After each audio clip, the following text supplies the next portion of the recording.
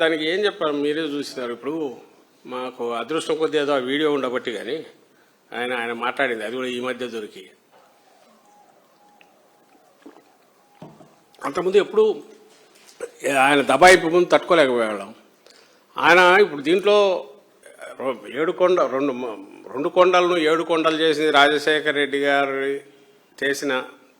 తీసుకొచ్చిన 746 జీవో ఏదైతే ఉందో దానికి సంబంధించి నేనే చేశాను ఈయన అని ఒకటి ఏదన్నా చెప్తున్నా లేక ఆయన చేయలేదన్నా అది ఒక ఆస్పెక్ట్ అయితే, దానికంటే ఘోరం ఏంటంటే 7 కొండలు ఉన్న వాటిని నేను 2 కొండలు చేస్తాను అని హామీ ఇవ్వడం, మళ్ళీ ఆ హామీ ఇచ్చింది బయటికి రావడం అనేది ఇంకా అంతకంటే తిరుగులేని సాక్ష్యం. అయినా సరే అయినా దానికి రెస్పాండ్ కావట్లే. నువ్వు ఇక్కడ 2 కొండలు చేశారు, నేను చేశాను, నువ్వు చేయకపోగా రాజశేఖర రెడ్డి గారు చేసిన 7 కొండలను నేను మళ్ళీ 2 కొండలు చేస్తానన్నాడు ఈయన. రాజశేఖర రెడ్డి గారు చేసిన 747 జీవో ఏదైతే వేరే మత ప్రచారాలు జరగకుండా ఇచ్చిందో దాన్ని రద్దు చేస్తానన్నాడు. అయినా ఈరోజుకి అదే రిపీట్ చేస్తున్నాడు. బట్ ఎవ్రీబడి నోస్ ఆయన ఏదంటే ఎందుకు ఇప్పుడు ఆయన బిఆర్ నాయుడు అనే అంత బయటపడింది. Still he is continuing. ఇప్పుడు తప్పు బిఆర్ నాయుడుది కాదు, నేను ఆయన అన్నాను, చంద్రబాబు నాయుడు అవుతుంది. నీకు మా హయాంలో జగన్మోహన్ రెడ్డి గారి హయాంలో ఒక వ్యక్తి ఒక పర్టికులర్ దీనికి అది ఎంత పెద్ద ఇంత పొజిషన్ కూడా కాదు, భక్తి ఛానల్కి ఉన్న వ్యక్తి తను ఏదో ఫోన్లో వేరే వాళ్ళతో మాట్లాడడంలో ఇదిగా అన్నప్పుడు తెలిసినప్పుడే ఇమ్మీడియట్గా తను రిజైన్ చేయమని తప్పించడం ఏదో జరిగింది ఇమ్మీడియట్గా. ఎందుకంటే ఒకటి ఆరోపణ వచ్చింది, అందులోనూ ఆ ప్లేస్ అక్కడ అస్సలు అలాంటి వాటికి అవకాశం ఉండకూడదు. ఇదే ఇంకో దగ్గర ఎక్కడన్నా అయితే బెనిఫిట్ ఆఫ్ డౌట్, అది ఏమన్నా మీ అన్నట్టు దాన్ని ఏమంటారు, ఎవడో మిమిక్రీ చేసినాడో లేదా ఇంకోటి ఇట్లా ఫోటోలు అయితే మార్ఫింగ్ చేశారో ఏదో అనుకోవచ్చు. కానీ అక్కడ మార్ఫింగ్ అయినా ఇంకోటైనా ఫస్ట్ చేయాల్సింది ఏదంటే ఆ వ్యక్తి ఎవరో అతనన్నా సరే ఇంత ఆరోపణలు వచ్చాక నేను దీంట్లో ఉండడం కరెక్ట్ కాదు అని పక్కకన్నా తప్పుకోవాలా. ఆ మనిషి అది చేయకపోగా దానికి రివర్స్ నన్నెవడు బీకుతాడు అన్నట్టు అక్కడ కూర్చొని తను మాట్లాడాడు. రెండవది అవి ఏమున్నాయి దాంట్లో అది ఒక చాలా క్యాజువల్ చాలా సహజంగా కనపడుతుంది నాకు అని తను అన్నాడు. పైగా కొంచెం మార్ఫింగ్ చేశారని కాసేపు అంటాడు. దానికంటే ముఖ్యంగా నా బిజినెస్లు నాకన్నా ఇది ఒక లెక్క అన్నట్టు మాట్లాడతాడు. అంత అహంకారంతో తను మాట్లాడినా అసలు అంత పదవి రావడమే వాళ్ళు ఎలాంటి వాళ్ళైనా ఇంక్లూడింగ్ ఈఓలు పోయిన వాళ్ళందరూ కూడా ఆ పదవుల్లోకి రాగానే ఈఓ అయినా చైర్మన్ అయినా వాళ్ళ మాట ప్రతిదీ దాన్ని ఏమంటాం పరిశుద్ధంగా ఉండాలా, ఎలాంటి ఇది ఉండకూడదు, నిష్ఠతో ఉండాలా అని అంతగా అనుకునేది. లేకపోతే అది పోవడం అనవసరం.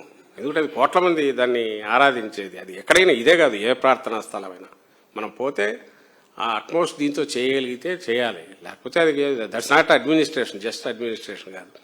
అలాంటి చోట ఇంత ఆరోపణ వస్తే అతను చేయకపోగా చంద్రబాబు నాయుడు గారు ముఖ్యమంత్రి ఆయన అసలు దాన్ని పట్టించుకోకపోవడం అంటే 2 రోజులు అయితే మర్చిపోతారని. అదే పొలిటికల్ పోస్టా, రాజకీయ పోస్ట్ అయితే లేదా అడ్మినిస్ట్రేటివ్ అయితే మీరేమనుకుంటే నాకేమని నవ్విపోతారు, నాకేం సిగ్గని వదిలేయచ్చు.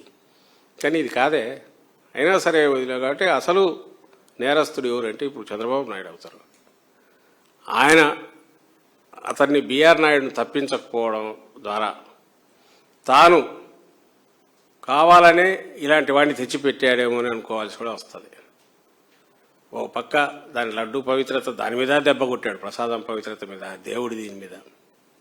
రెండవది ఒక వ్యక్తిని ఎవరైతే అసలు దాని మీద ఎలాంటి గౌరవం కానీ భక్తి కానీ లేదని తన మాటల ద్వారా చేతల ద్వారా నిరూపించుకుంటున్నాడు, అతని మీద అంత బలమైన ఆధారాలతో వచ్చిన ఆరోపణ వచ్చినా కూడా కళ్ళ ముందు కనపడుతున్నా కూడా అతను తప్పించకపోవడం ద్వారా చంద్రబాబు నాయుడు గారు ప్రూవ్ చేసుకుంటున్నది ఏంటంటే నాకు దేవుడు అంటే లెక్క లేదు, పత్రం లేదు, ప్రజల విశ్వాసాలంటే గౌరవం లేదు,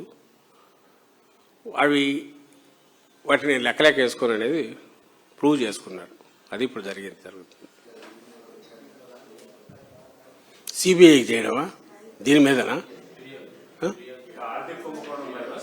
చేయొచ్చు, అదే నేను అంటున్నా కదా, దాని ఇప్పుడు మొన్న కనిపించింది ఒక పొలిటికల్ దీనిగా క్వశ్చన్ వేసేంత వరకు కనపడినవి చూసాం. ఇప్పుడేమో ప్యాటర్న్ కనిపిస్తుంది, ఒక ఒక మెథడికల్ ఇది కనిపిస్తుంది. నాట్ ఇదేదో క్యాజువల్గా ఇదే కాకుండా ఓ సీరియస్ కుంభకోణం జరిగింది అనడానికి తగిన ఆధారాలు కనపడుతున్నాయి. కాబట్టి ఇవన్నీ పెట్టి దీని మీద జరిగితే బాగుంటుంది, దాని మీద ఎట్లా ప్రొసీడ్ కావాలనేది చూడాలి.